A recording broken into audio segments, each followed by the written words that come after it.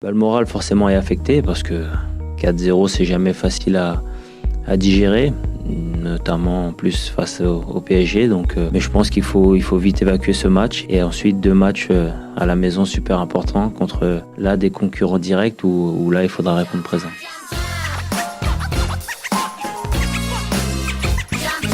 Bienvenue dans la quotidienne. Allez, faut se changer les idées, Dimitri. Ça tombe bien, l'OM affronte Monaco ce soir en Coupe de la Ligue et André Villas-Boas s'est présenté en conf de presse et les journalistes lui ont encore parlé du classico perdu contre le PSG, mais il a été malin, il a rappelé qu'il y avait bien plus pire.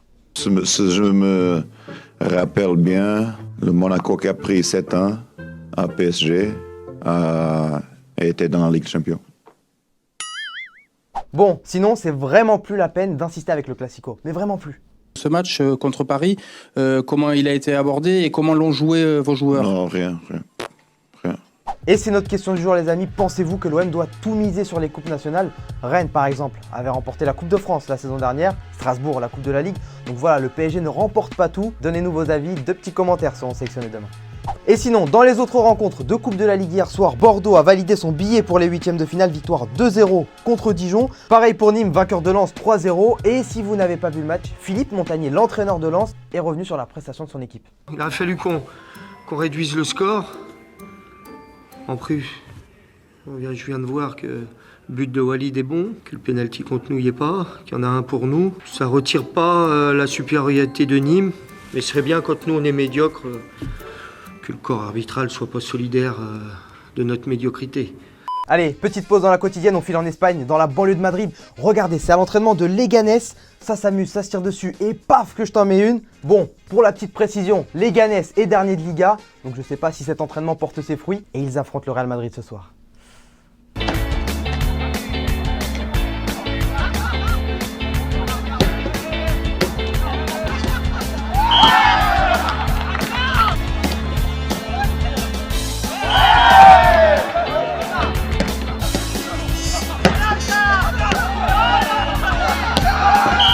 On reste en Espagne, le Barça qui a claqué une manita hier, victoire 5-1 contre Valladolid.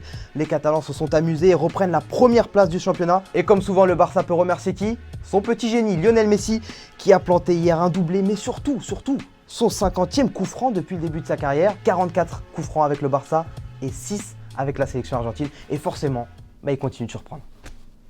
Bueno, ¿qué voy a decir? Pues es que cada vez que la coge Leo, algo va a pasar. Y bueno, algo va a pasar bueno para nosotros y malo para ellos. Et sinon Valverde hier, il n'a pas titularisé Antoine Griezmann, il a préféré le jeune Ansu Fati. Et on a du mal à savoir si Grisou, il est totalement intégré au vestiaire du Barça. En tout cas, chez nos amis du Chiringuito, on a analysé, décortiqué les entraînements et sa relation avec Lionel Messi.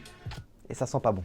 Griezmann, pues ahí veis con un grupo importante. Fijaos la distancia entre el tridente, Griezmann a un lado, Messi Suárez al otro. Exacto. Y atención a este momento, porque aquí Messi y Griezmann, qué poquita distancia. Están, buen rollo ya, Pero no se miran.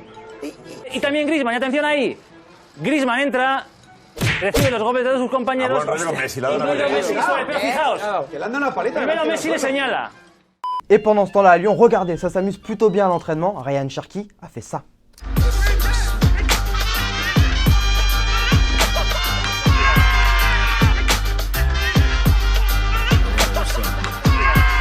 Mais derrière, le karma l'a rattrapé. Bien vu Memphis.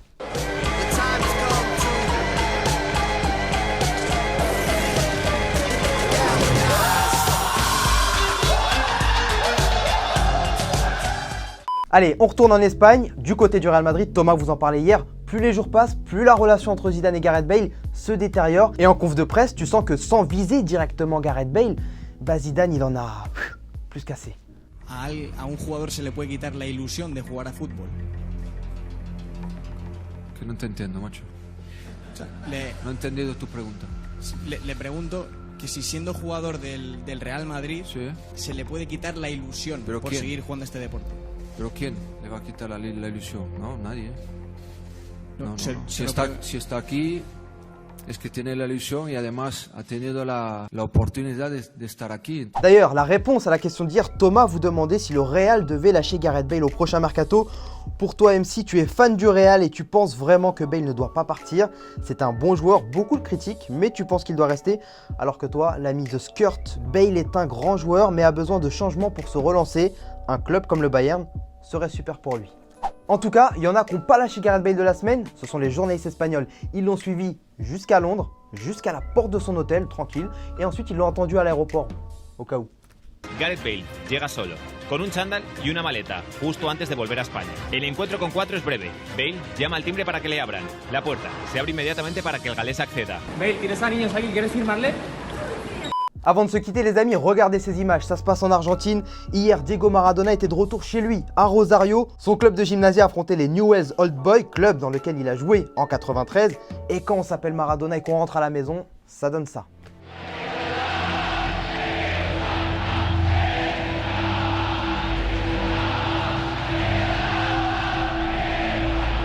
Diego Maradona haciendo delirar al público leproso.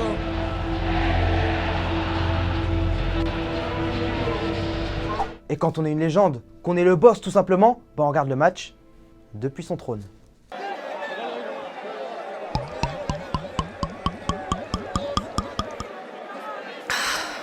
Et ouais, ça c'est la classe. Et au passage, joyeux anniversaire au Pibe de Oro, Diego Maradona qui fête ses 59 ans aujourd'hui. Feliz cumpleaños. Et les amis, regardez avant de se quitter ce petit livre sur le Paris Saint-Germain. 365 histoires et photos sur le club de la capitale. Vous connaissez le principe, on s'abonne, on commente. C'est réservé exclusivement à nos abonnés YouTube. Et nous pendant ce temps-là, on se quitte en images et en musique comme d'habitude. Ciao.